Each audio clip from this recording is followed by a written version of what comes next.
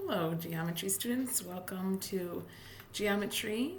We have made it through 5 days of digital learning. This is day 6. So thank you for working with me and working through these things. I hope if you have any questions or comments or concerns, you've been relaying those to me in the last week. So we got a few more sections with similarity, trying to figure out what we're going to do as we kind of get close to that first test. Probably this way. So just be thinking about that. You got to start working on that. But we're going to cover a section today, and actually we're going to take 2 days to cover it. And it's a section that I'm pretty sure should be familiar to you, at least half of it. But then the second half, when we start talking about the similar parts, is where it gets not real tricky or anything, but you just really kind of got to think about it. So let's go ahead and start with prayer. Heavenly Father, we thank you so much for giving us this day. We thank you for giving us a chance to still learn through this digital learning, although it is different. We thank you for the resources that we have and are able to use. Please be with anybody who is sick and help them to recover from whatever their ailment may be. And please be with us until we can someday get to see each other and spend time together again. It's in your name we pray. Amen. You know, I don't know what made me think of it, but I was like, I haven't really been telling them what our section names are and things like that. Like, yesterday was similarity and right triangles. I think I said that, but whether I wrote it down. So we're on section 7.5. 7.5 is area and how are we going to find the area of similar shapes. So in order to know this, we have to know how to find the area of shapes. So all the shapes that we have today are shapes that I hope you had talked about in middle school, but it's maybe been a while since you had them, so we're going to pretend that nobody knows what is going on. And so we are going to cover, 6 shapes. All right? The first page has 3 shapes together. And I could have put a fourth one on here. It's what we studied last chapter, but they're actually considered parallelograms. So this first one, because we have those right angles, would be called a rectangle. That is correct. The second one, because these two are marked congruent, would be called a square, because very particularly these are right angles if those weren't right angles. And that last one right there, that number right there, is going to be important for you. But if you would hit pause and copy these 3 shapes, whether they're perfect or not, I don't care. Well, on this paper here, and you can see I started to write it, there's actually 2 ways people usually remember how to find the area of any parallelogram. But the important thing is you have to know that when you're doing this, these 2 numbers have to be perpendicular to each other. So if you see in this rectangle right here, these numbers, these legs are already perpendicular to each other. In a square, these legs are already perpendicular to each other. Please do not be fooled if you are ever given a parallelogram and given the length of the 2 sides. This side, the way this one is drawn, this side is pointless. We don't need this number right here. The number that is important to us is this number that is perpendicular through the middle there. So I was trying to see, and so the Google Doc that is attached to today, you are going to tell me if you remembered these or if you needed my refreshment to help you out. You're also going to tell me how easily, like when I reminded you, you're like, yes, we've done that before. Yes, I knew all those, or no, I had trouble with those. Again, to make sure, I'm always going to type this in the calculator. Please, when you are doing your homework, I do not need you to redraw the shape, but I need you to write your work. You cannot just write the answer. Please write your work. Also, you know that I'm a stickler for units, so please make sure you're looking at and including the units. I am going to actually add a second equation because people know the area of a rectangle. Usually that's the first one we say 2 different ways. Area equals base times height or length times width. And to quite honestly tell you the truth, all of these shapes then are that same way. It's just we need to remember with the square, they're the same. And that's kind of what we were talking about yesterday. Then we would get 12.6 times 12.6, which is 12.6 squared. Please, again, make sure when you're doing base times height or length times width, those 2 values are perpendicular to each other. So I know it looks very, very strange that we would do this number times this number, but just what I would like you to think about here, and I kind of wish I had an automated screen like I've talked about in class sometimes before. If I would cut off this at this and cut out this little, well, it's not really a triangle, it's actually a trapezoid. If I would cut that little trapezoid out and slide it over here, it would actually slide over there and become a rectangle. And that's why we need the base and the height to always be perpendicular to each other. So just so you know what I would expect to see on the homework tonight, on the top shape, it was just a straight up rectangle. But in order to find the area of that shape, I would need to do 13.8 meters. My other number was 16.1 meters.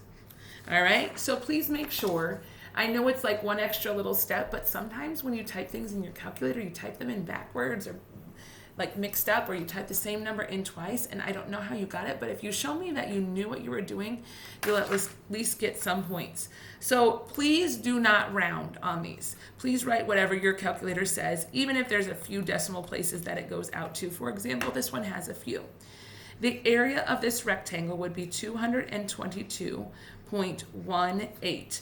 Again, I got that simply by typing in 13.8 times 16.1.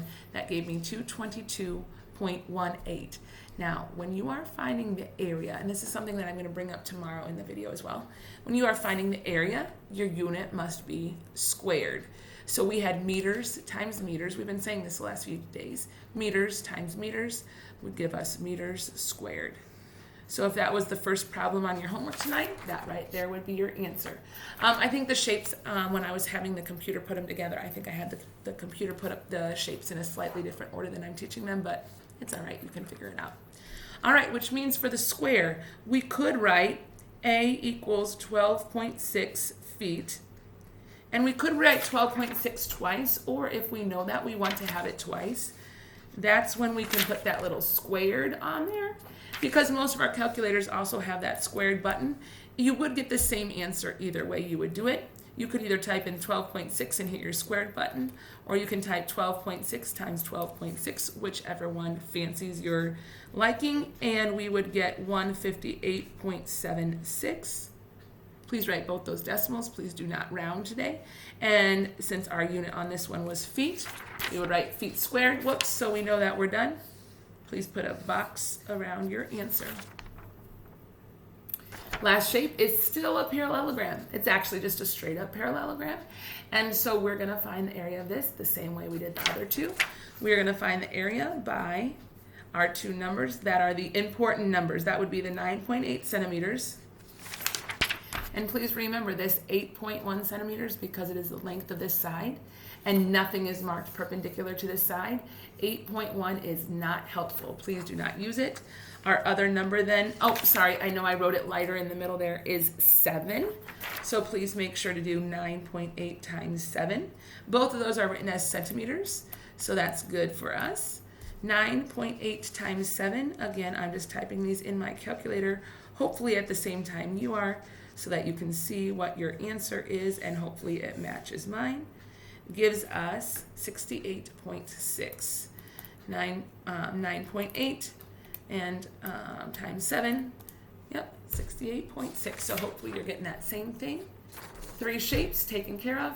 Any questions on these? If you do have questions, I know it's kind of funny to pause on this video. I really wish we could be interacting and saying, oh, Miss Jabs, it's fine. Slow down, go faster.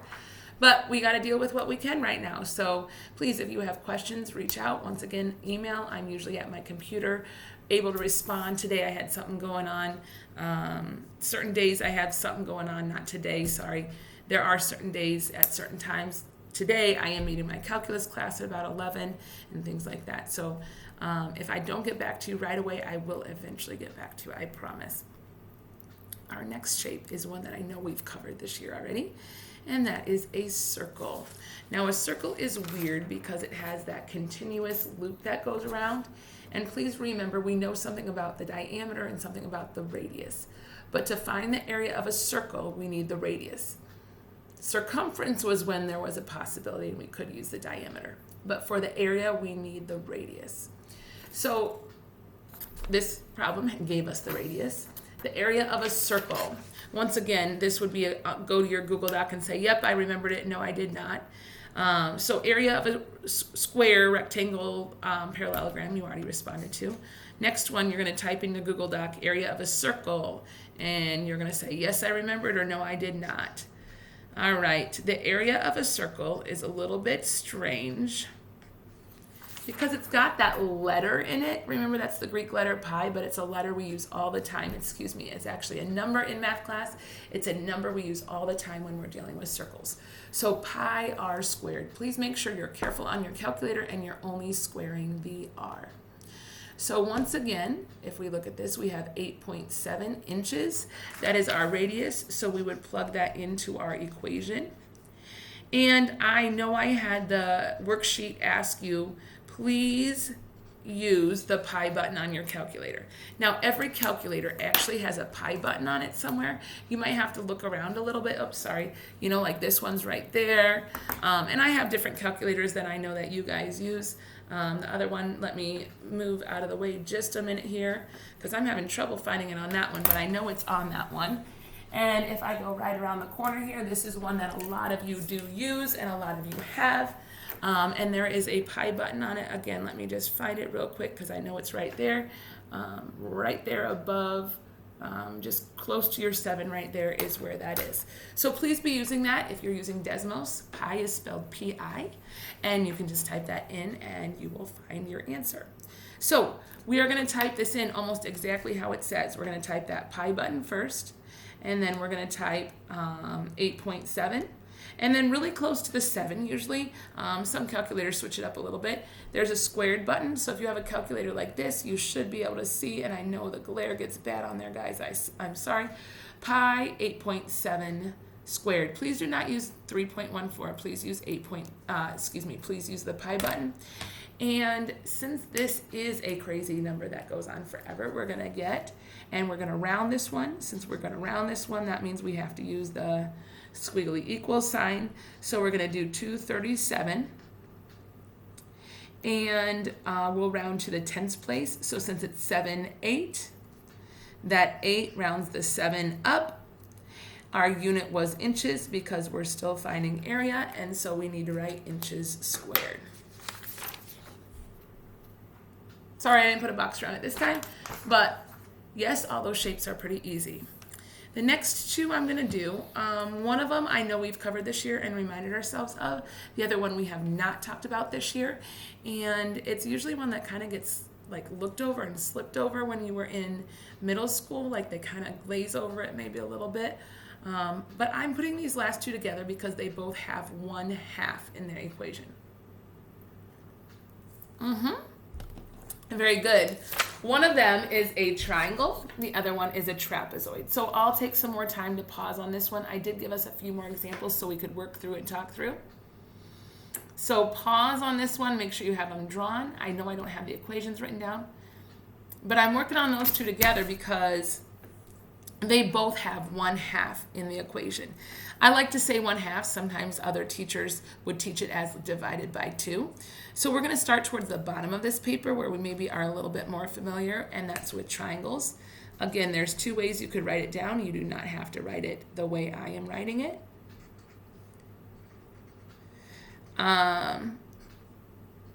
We still have base and height here, meaning our numbers still have to be perpendicular to each other. And so you could either write 1/2 base times height or base times height divided by 2. Either one of those is an acceptable way to write the equation to find the area of a circle. But once again, please note, and in my 2 pictures right here, I have way too much information on both of them. I just told you on the other page, the base and the height must be perpendicular to each other. They must be perpendicular to each other. And so if we look at this right triangle, please remember this angle right here means perpendicular. So these 2 values are already perpendicular to each other. The 7.1, hypotenuse, not important. In this triangle, I gave you the lengths of the 3 sides, but since I have this dash line right there, and I know it's sort of hard to read, so let me see right there, they're inches, so that just says, 51 inches, 51 inches. Obviously, this is not drawn to scale, which is what we're talking about, being similar shapes and stuff like that. But that is perpendicular to this bottom one, that's 64, so that's going to be the one that's important. Guys, because I tried to squeeze a lot, I'm going to write the answer. We're going to do the work. I'm going to do the work in pen right here. Hopefully, you'll still be able to see it okay. So I'm going to write area equals 1/2. On this triangle right here, the base is the 64 inches. So we're going to write 64 inches. And again, the reason we had to pick 64 is because the height is this blue dashed line right there, which the height is 51 inches.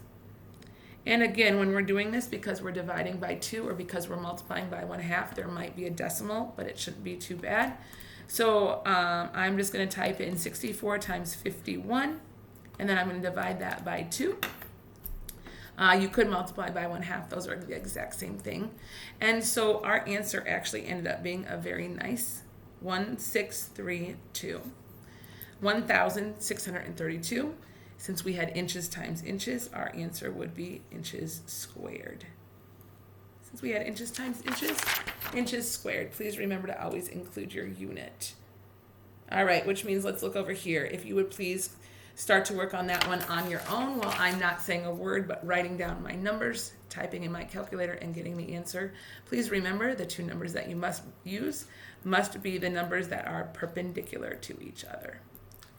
And so if you're doing this at the same time as me, hopefully the 2 numbers you used will multiply together. And since there's decimals in this one, we are going to kind of get a crazy answer, just so you know. Please don't round it. Please write the whole thing. And that's because this decimal does not go on forever, and it doesn't have a crazy pattern. It stops. There are just 3 numbers after that decimal place. And if you're like, oh, are they the same as mine? I got 12.375. 12.375, and of course feet squared. Whoops, Miss Jabs even forgot the squared on that one. The feet squared should show up on that as well. So hopefully we're doing okay with triangles. The one shape that I'm going to spend a little bit more time with and maybe not go so fast on, and I did give us 2, is the trapezoid. Now the trapezoid is kind of interesting because if I took this trapezoid and flipped it on its side and reprinted it, that means there would be 2 of them. I would actually get a parallelogram because this leg and the other one would be parallel to each other. These 2 are not parallel, but if I doubled it, and that's why we kind of have to take half of something. So that's where the half shows up in this trapezoid. But I also got to explain a few things with this. There's my marker. So I will write this down, then I hold it up so that you can see it pretty well. We have these little things called subscript on this one. If you think about a trapezoid, there's kind of the top and bottom. That's what we referred to it as before. But this would be the base because it's the bottom, and this would be the base. Yes, it's the top, but those 2 sides, the parallel sides of a trapezoid are what we call the bases. Once again, last chapter, one time I had you draw a trapezoid that went this way, and I said the bases would not be on the bottom then. These 2 right here would be the bases because they're the sides that are parallel to each other. So we have those 2 bases. You must add those together first before you multiply those others. Please add first before you multiply by those others. So if we look at this one right here, I'm going to just start writing down my equation. This one I am going to write in marker again because it's maybe a little bit newer to us. 1/2 is the first thing I should write down. Base 1, and depending on who I would call on the classroom, they might call on a different number. Patrick, what do you think is one of our bases? I agree, 8 feet is one of our bases, which would make our other base, everybody thank you, 3 feet. So those are our 2 bases. We have to add 8 plus 3 first. And then we're going to multiply it by that number that again was written in, did I hold it close enough for you guys to see those 2 values of those dotted blue lines? 4 feet is that other number. I, for some reason, just now wrote it in parentheses. You don't really need to. You can use your head. You could use your calculator. Does anybody know what 8 plus 3 is? So I'm just going to simplify mine a little bit. I'm going to do 11 times 4. And then I'm going to multiply that by 0.5, which is the same thing as 1/2. You could divide it by 2. And it looks like the area for that trapezoid would be 22. But of course, since we are finding area, we always have to include the unit. And because it's area, the unit should be squared. So I get 22 feet squared. So if you would please work on the other area of the trapezoid. The other trapezoid that is listed. I am running out of room on the side of my paper, so I am going to start rewriting this in pen because pen is a little bit smaller. Now, hopefully you could read those numbers. I am writing them down now a second time, and hopefully you already did. Area equals 1/2. Open the parentheses and write 9.3 feet. It's okay if you wrote the 31 first. Plus 31 feet. Close your parentheses, and then we're going to multiply that by 12.4 feet. Sorry, it's in the pen underneath there because I was running out of room for my blue marker. And so we're going to type in 9.3 plus 31, because maybe that's not as easy for you to do this time. I'm going to multiply that number by 12.4, and whatever number's on my calculator right now, I just multiply by 1/2, and 0.5, 1/2, whichever way is easier for you to type in on your calculator, and area equals 249.86. And once again, it looks like the last few examples were using feet, so we would have to make sure to write feet squared. So that is how you find the area. Again, we're going to be using area for tomorrow when we talk about similar shapes and compare the area of similar shapes and how those would compare. So we got to know how to find area first. Please make sure you work on the homework. By the way, you may now submit the Google Doc or whatever. Please remember the Google Doc was like, yes, I remember the area, how to find the area of a parallelogram, yes or no. I remembered how to find the area of a circle, yes or no. Yes, I remembered how to find the area of a triangle, and maybe trapezoid you never learned or whatever, but those are the things you're supposed to write on that Google Doc. Thank you. Have a good day. I miss you guys.